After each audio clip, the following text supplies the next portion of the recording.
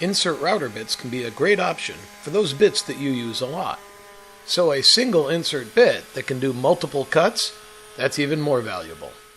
The carbide inserts on this Cove chamfer bit have 4 sides, but 2 different profiles. The version I have is from SPE Tools, and like most insert tools, comes with the appropriate wrench for changing the inserts. The insert cutters have a 1/8 inch radius milled into 2 of the 4 sides.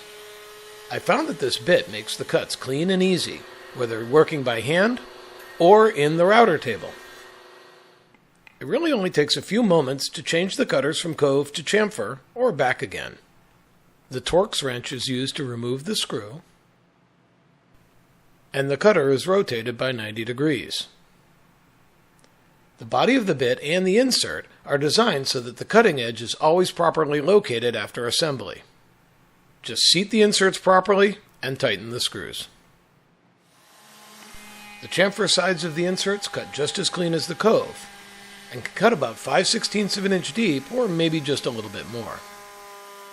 Insert cutters are more expensive to buy in the first place, but for bits that you use all the time and replace all the time, buying new inserts is always cheaper than buying a new bit.